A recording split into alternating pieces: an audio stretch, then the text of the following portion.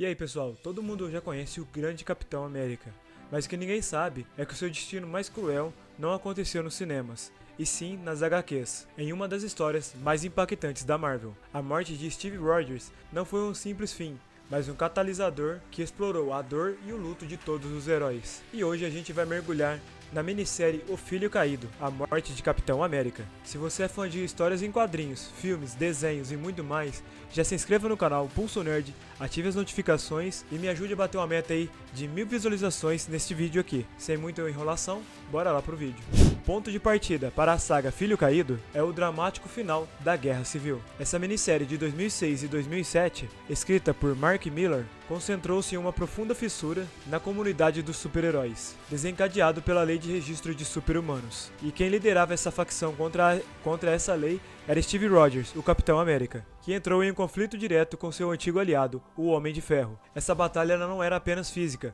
mas uma batalha entre liberdade e segurança. Quando o Capitão América, ao perceber o dano colateral e massivo do custo humano dessa luta, ele toma uma decisão incrível. Ele se rende para evitar que mais pessoas inocentes morram. E então, neste momento de vulnerabilidade, é que o impensável acontece. Steve Rogers, ele é alvejado, longe do campo de batalha, em um ato covarde e friamente calculado. Porém, a sua morte ela não é por uma mão inimiga aleatória, mas simplesmente por Sharon Carter, que estava sendo controlada pelo Caveira Vermelha, e também com a assistência de Ossos Cruzados. É crucial entender que a morte de Capitão América é um epílogo, uma minissérie de 5 partes publicadas após Guerra Civil, focado nas consequências e não no evento em si. E essa distinção é vital para o vídeo, pois essa história não é sobre a morte, mas o luto que ela desencadeia.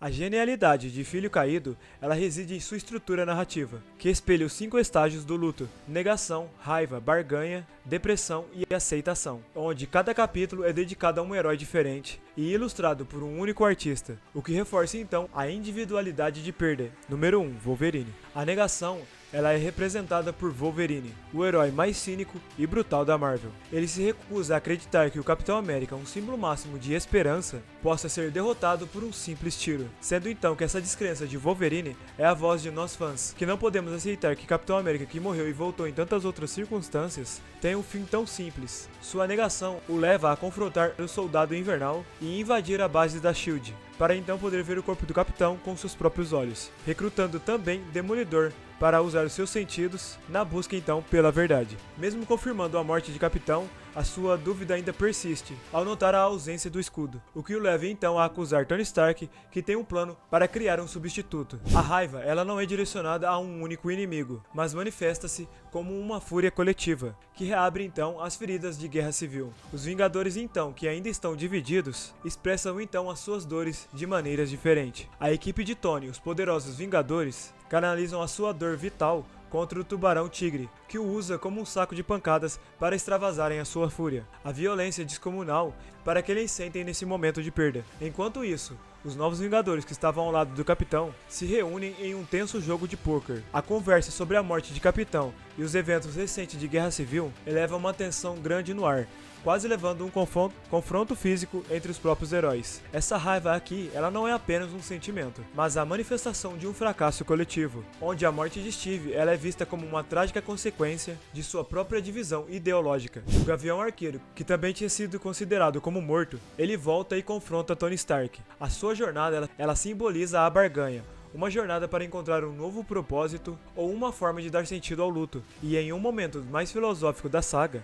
Tony, consumido pela culpa e pelo desespero, oferece então a Clint o escudo de Capitão América, na esperança então de que o próprio assuma o manto. Essa cena assume um ato literal de barganha. Tony ele tenta consertar a situação ao preencher o vácuo da falta do Capitão, e enquanto Clint ele busca um caminho para honrar o legado do amigo. A oferta de Tony então, ela revela a sua falta de compreensão, que para ele o legado é simplesmente um objeto, algo que pode ser simplesmente substituído. Ao recusar o escudo, Clint ele mostra que a barganha não é simplesmente quem carrega o manto, mas sim sobre a própria alma do herói, um ideal que não pode ser simplesmente substituído. O Homem-Aranha é um representante ideal da depressão, pois a sua vida é um constante ciclo de perda e culpa. Ele visita o túmulo então do tio Ben, sentindo também que a morte do Capitão América soma-se a uma grande lista de perda que ele não pôde de maneira nenhuma evitar. e em uma das falas mais memoráveis da história, ele reflete: o legado de um herói é julgado pelas vidas que ele salvou, já o meu será julgado pelas que perdi. Triste, não? A sua dor, ela se manifesta de maneira introspectiva e isolada, um reflexo da natureza da depressão. A aceitação é o estágio final,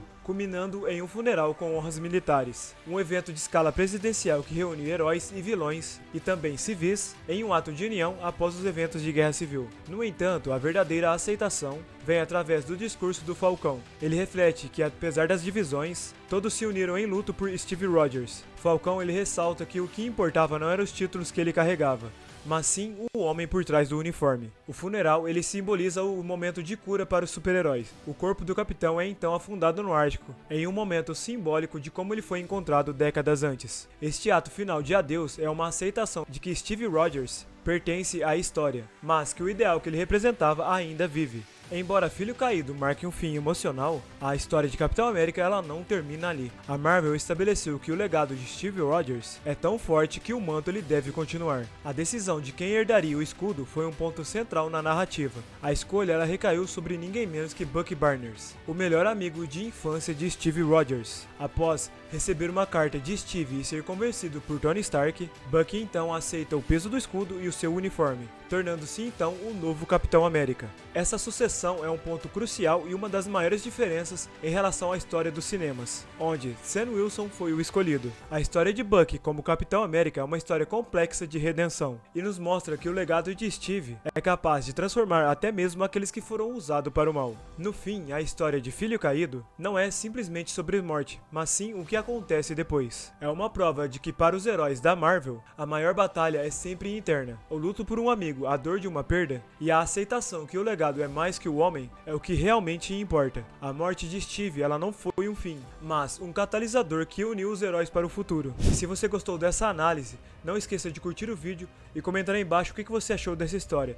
Também não esqueça de se inscrever no canal e compartilhar esse vídeo com o máximo de amigos que você puder para me ajudar a bater uma meta aí de 1000 visualizações. Meu nome é Márcio Roberto, esse é o Pulso Nerd, até uma próxima, valeu, fui!